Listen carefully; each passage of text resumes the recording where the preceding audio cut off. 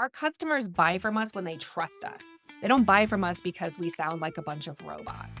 There's a level of connection that we need to make with our prospects and our clients so that they believe us, so that they give us their time, so that they make Mhm. space for us and we can provide solutions to them. So it's all about the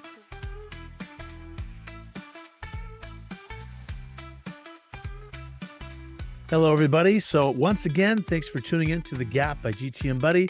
I am Coach K, your host. Really excited to have my next guest today, which is Steph Reck. Her and I are both members of Pavilion as executive members, and I've talked to her several times about some of the projects she has in the AI space. And I knew that from those conversations, I had to have her as part of the show as a guest.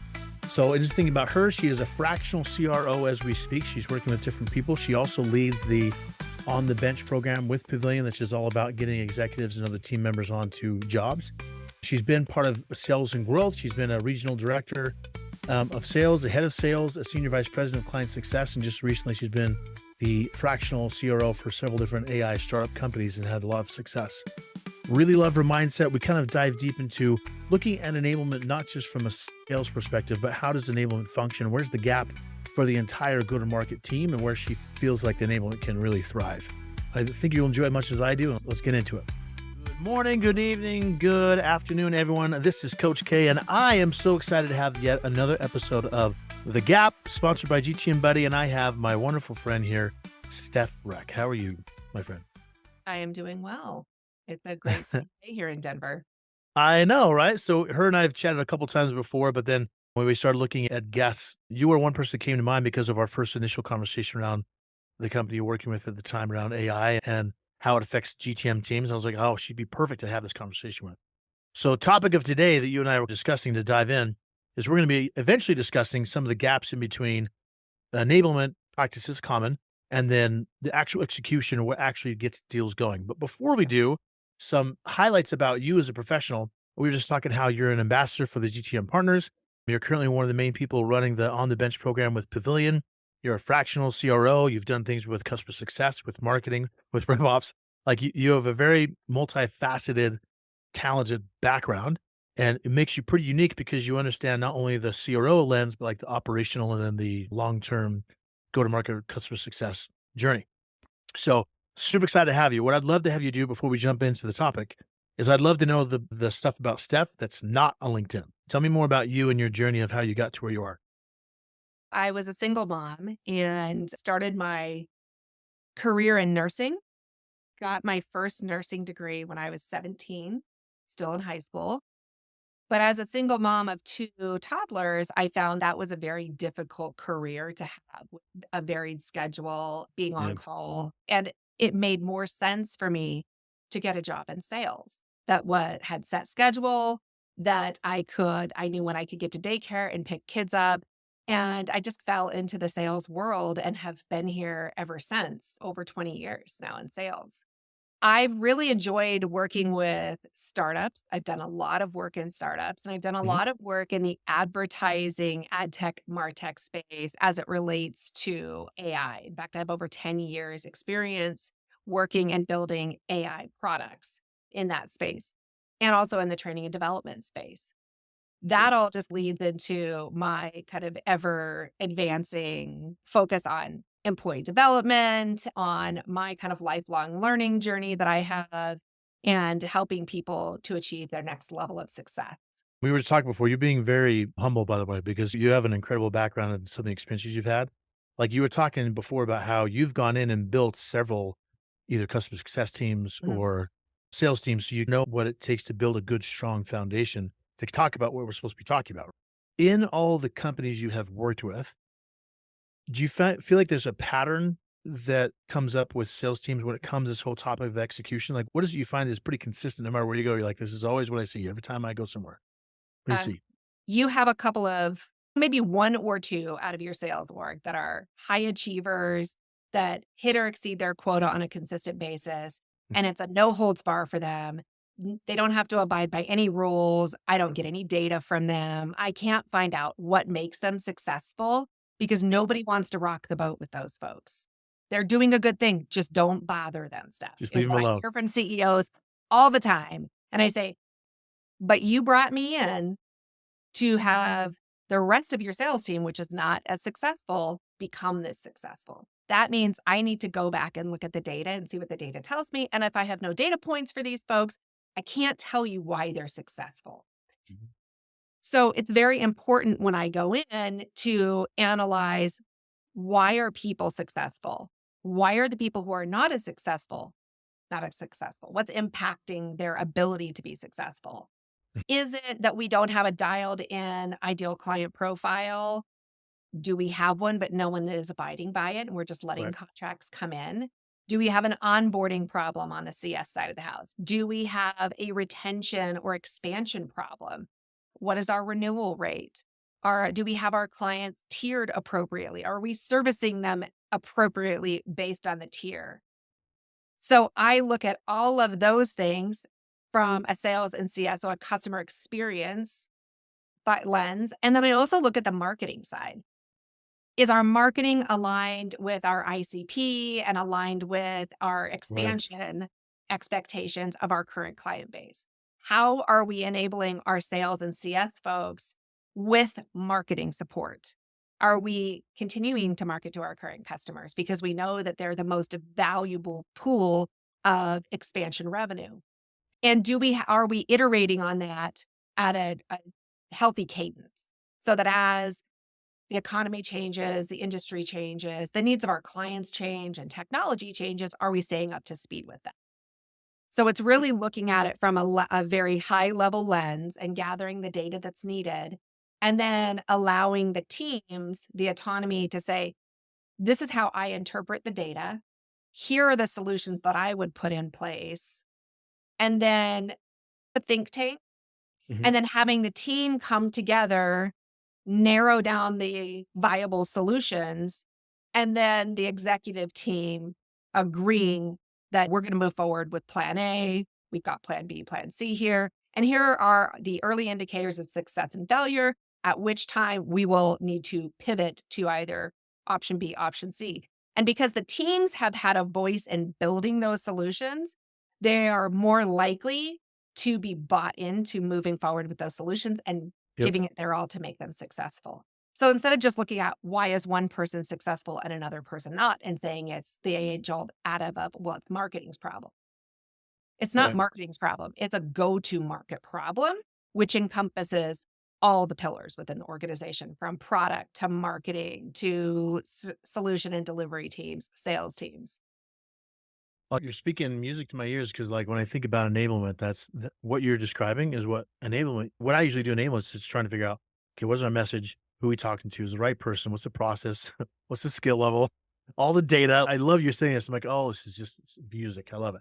So, question then: when you are able to identify this, do you feel like there's a common thread amongst some of these companies as far as scaling that? Because when you're smaller, it's usually obviously easier to keep track of the playbooks and how you work these functions into managing the team. Then you scale up by however many people times 100, then it becomes harder to manage. Like, how do you build that foundation to where playbook, the motion, the process is something that can be scalable and repeatable as you grow? Yeah, I think again, it has to do with enlisting the members of the team Yeah. to help iterate that as time goes on, keeping a pulse on what is working today within the current playbooks, what's become less effective.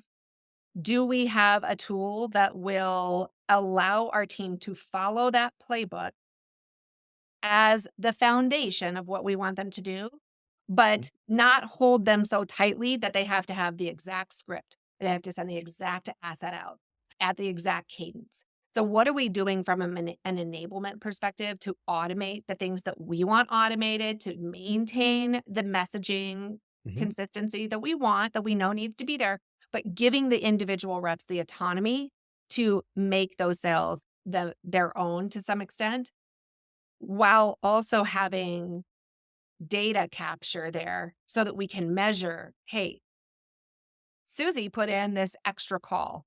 She is closing at a higher clip than everybody else on the team. What is it that she's doing? And we have the ability to track that extra call or that extra initiative that she put in place that wasn't in our playbook previously. Yep. And then before we just roll it out to everybody because it worked for her, let's find out, is this something that will work for other people and their personalities? Yep. because our customers buy from us when they trust us. They don't buy from us because we sound like a bunch of robots.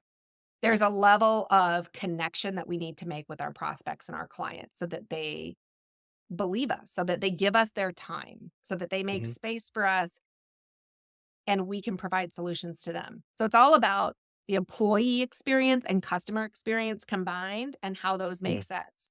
Yeah, Go ahead. I feel like to that point that I love AI. Like I'm posting about it, I'm reading about it, I'm studying about it. I just love it. But yet when I talk to sales teams, I'm like, the more human you can be, the better. Mhm.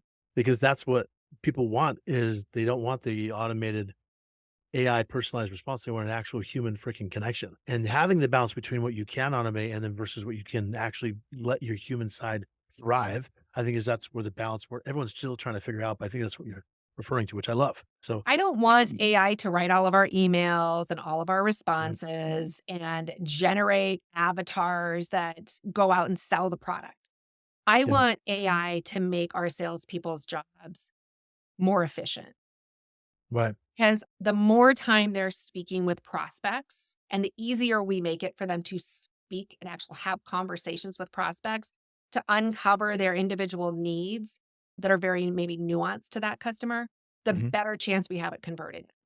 If we're Yeah. using AI and we're taking the human element out and the human emotion and that human connection out, we're going to run into a problem. We're swinging too far the other direction. Right.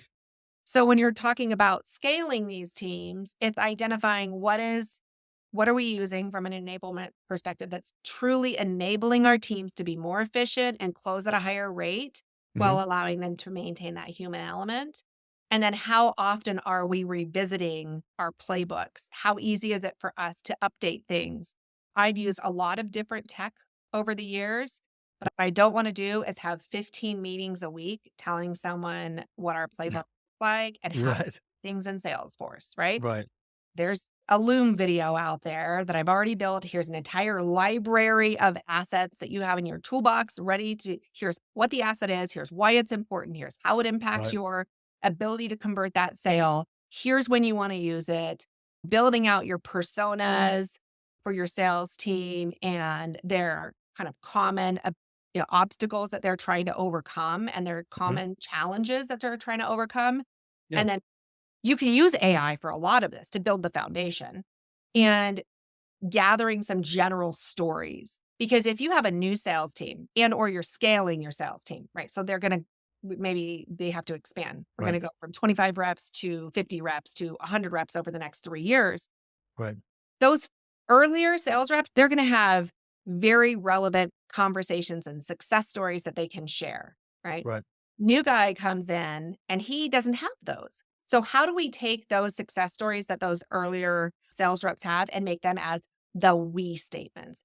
We Right. have been able to solve these problems Mm. without making them too general that are like people in your industry commonly have issue. And we've Right. been able to come in and exceed 100% growth for people like you. That's what AI is going to give you. What we want are real life examples, real life success stories that we can just slightly modify so we can Right. set those newer reps up for success, get them very familiar with those stories so that they naturally roll off their tongue and they come through more sincere when they're talking to those customers and those prospects. Yeah, I love that. I'm gonna tap into something 'cause I just realized I'm really curious now. When I've built out, I don't know how many playbooks, but when I hear people talk about playbooks, it seems like everyone has a little bit different definition or an idea of what that means. So what I'd love to have you do is define for me what is an actual playbook and then tell me what does that look like? Is that like inside of a CRM? Is it inside of a Google Drive folder? What in the world is a playbook that you have used successfully in the past? Yeah, and there's been a variety as things have I'm changed. sure. Yeah. Uh, but the kind of tried and true is whatever you put into a slide deck, Google Slides, PowerPoint, I don't care what, Prezi, I don't care what you use, but the steps in your playbook that are there should match the steps in your CRM. Again, I don't care what CRM you use, but those things should be aligned. And if you change one in one place, you must change it in the other. And Right. if you want your sales team, especially the newer reps, to follow that playbook, they need to have all of the assets ready that we want at every stage of that. playbook, and we want to, while they're learning, we want to gate some of those next steps so that they can't just jump ahead. They can't skip a discovery call and go all the way to building a proposal and a contract because we Right. don't know what we need in that proposal and contract. So if you force them as a newer rep to go through step by step, get them to their first couple of wins. We used to call it slaying the dragon. Hmm. Slay your first dragon or two. And then you're like, okay, I got it. I got a taste of what can be if I follow this playbook. I have those general stories down. I'm used to now, it's muscle memory to follow these appropriate steps in sales process. Right. Now, my permissions, I've done this in Salesforce, I can change the permissions that allow them to now have a little more autonomy in Salesforce. So it's not gated. They can now advance the stages without putting something in. Being held back. Yeah. Yeah, I don't want to hinder the sales process. But if I've got a churn issue and I've been able to identify that the reason we have that churn issue is because we're not abiding by our ICP, or we're not checking for credit Right. worthiness, or we don't have the right champion in the mix, or we don't have an identified or economic buyer, then Right. I'm going to gate those things. So when I see patterns emerge, I can put a gate in there. And the point is not to micromanage the staff. The point there is to rebuild that muscle memory and get the team in a position where they're supporting one another and their manager's not calling them out saying, you missed this or you didn't have enough appointments this Right. week. Hey, Cindy, I see you only had 3 appointments this week. I've got 6. I do much better work when I have 4 to 5. If you'll take one of these appointments for me, I'll give you all the information. Here's the discovery doc. You're good to go. You start to see this collaboration across the team where they're holding one another accountable and they're supporting and holding one another up to reach those goals. And then you start to watch the culture shift in the Hmm. organization so that it is, the team is going to win. We all win or we all lose in Right. my sales orgs and CS orgs. And if the customers all lose, if they're all churning, we're all losing.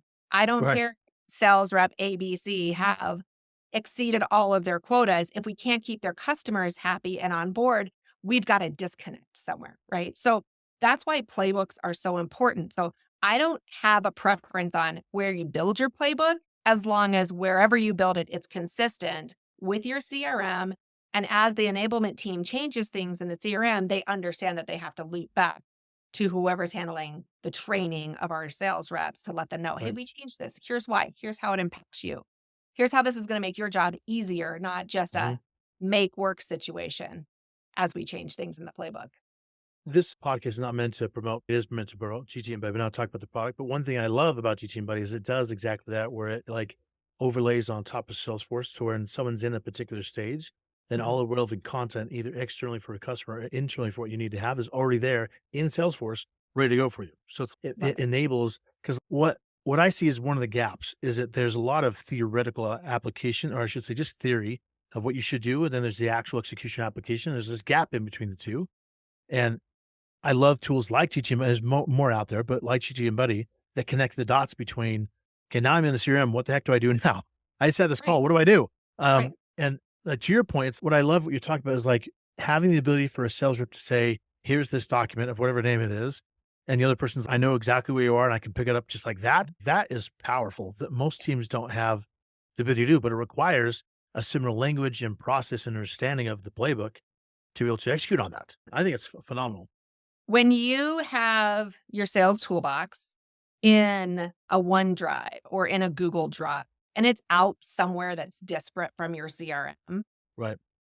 the likelihood that your sales rep is, 1, gonna remember that there's stuff out there, 2, remember what they need at each stage of the sales Mhm. process, and 3, hasn't downloaded it and made their own edits to it, and so you've got Doing their own version thing. control issues, and you're Yeah. like, "You sent something out with a special from a year and a half ago," old logos, what have you. If you want things to be consistent, all of your messaging and the content that they're sending out, you Yep. have to make it easy for them to access, and we cannot expect a salesperson who's on the road, on a plane, doing whatever, sitting in front of a customer to go, oof, I've got 5 different places where I have to go and get assets to give this customer.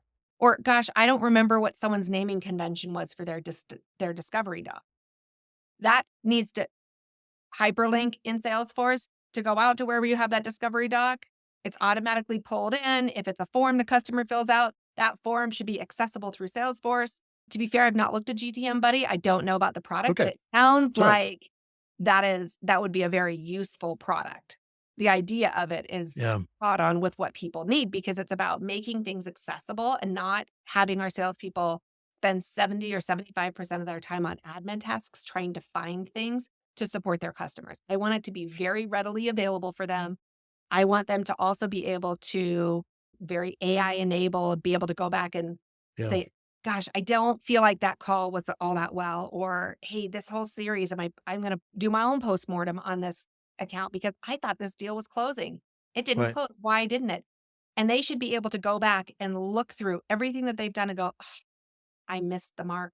Hmm. Hey, these 10 sales that went really well, that closed in shorter than average sales cycle time for a higher ACV, and the customers are staying on. So our lifetime value for that customer is higher.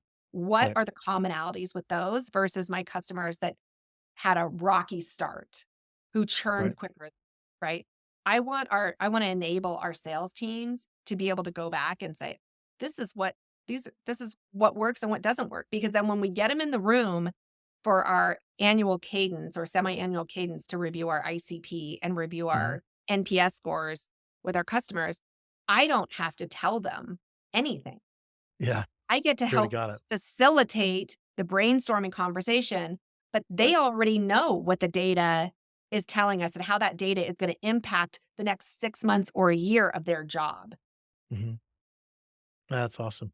I see kind of your point earlier in general with the AI tech that I'm either advising or seeing in general is that it's moving away from the user going to the platform. And now the platform is going more to the user and their own workflow, because that's where, like you said, adoption happens in the workflow of what you're trying to do. You don't want to go to 5 different places and understand whatever naming convention or whatever asset might be, whoever put it wherever. Right. It's a pain in the neck. I think we were talking about before I want to dive into with you was that, sorry, one thing we talked about before was how you feel like one thing you find consistently happening with enablement teams or even operations is that there's people in the seats who are making decisions around process, playbooks, CRM, data entry, you name it, whatever the case might be, who are both never have sat in a sales seat before or a customer success seat, and who more dangerously have never talked to the team about it to understand what their decision making is doing. Now, to be clear, I know you and I both agree that being an enabler ops, it's not required to be an ex salesperson, but I do think it's required to know the game and know your team. So I'd love to hear more about what you think. Tell me more about that. Like, how often do you see that, and what kind of things do you do to help change, if you can? Yeah, and it's been a pretty common occurrence that we see in startup world. Yeah, Somebody falls into a role because they out of knew somebody, or necessity, they yeah, knew somebody thought they had some free time, so they worked on a project. Oof, all of a sudden, they are building out sales enablement or revenue operations, and they get really excited about it. But because they don't know enough about the implications of their work, they're almost either running in fear or they're running with a dominant personality. right. So they're worried that people might figure out they don't know what they're talking about, or they just don't care because it makes sense to them. Like, what makes sense to me on paper, what they don't always understand is based on certain contracts. If you've got an enterprise contract, if you remove a field in Salesforce, it upends things. You might have a different process if you've got Salesforce connected to your accounting department for one Right. enterprise account, but not another enterprise account. So the same process flow may not work across the entire org. And when you make one change, there's this great ripple effect that happens throughout the CRM. So I find that it's much more efficient if we get a committee built where you've got a couple of frontline workers, a couple of frontline managers, maybe even second line manager, so that we hear from everybody how potential changes are going to impact their daily workflow. Right. And oftentimes, what you find out when you get all those heads in the room is sales enablement had no idea that the individual sales rep has to enter the same information 3 times across 3 different systems because they don't talk to each other. Yes. And it's Correct. Yeah. because different departments need that information and nobody talked to sales enablement and said, hey, I need this information. Guess what? Sales enablement probably has a solution for that and says, oh, I just have to connect an API over here and boom, you guys will have everything you need. But Right. for 3 years, sales reps have been entering this information into 3 or 6 different systems. And so Yeah. we go, why do we need so many sales reps? Why can't we have more meetings? We can't have more meetings and we need more sales reps to accomplish those meetings to then hit our conversion rates and our annual revenue targets because we have them spending 70 to 75% of their time on admin tasks Right. and 20 to 25%, or maybe if we're lucky, 30% of their time actually talking to customers and progressing sales through the funnel. Right. The other thing that I've noticed is, and I've talked about this for years before I joined Pavilion, before I found out about GTM partners. And it's really interesting, this bow tie that we talk about, where it's Yes. marketing and sales, and we take our customer on. And the other side of the bow tie is our onboarding, expansion, retention, and renewal of our customers. That is all the customer experience. So it's not sales and it's not CS and it's not delivery and it's not product. Everything goes into that bow tie. Right. And we, for a lot of years, didn't put the emphasis on marketing to our current customer base and expansion opportunities. And it's always been my soapbox that I will die on is our most valuable opportunity for revenue expansion is with our current customers. And we are Right. missing out on opportunities and we're doing our customers a disservice if we are not focused on offering them a better, more expansive solution and a better experience. Right. But that means we have to get marketing involved. So our sales enablement and our revenue operations doesn't stop at marketing and sales. Absolutely has to be involved at the onboarding, at the adoption, at the expansion, and we need to be there before those milestones occur. So we need to Right. be looking at what indicators of success and failure we have.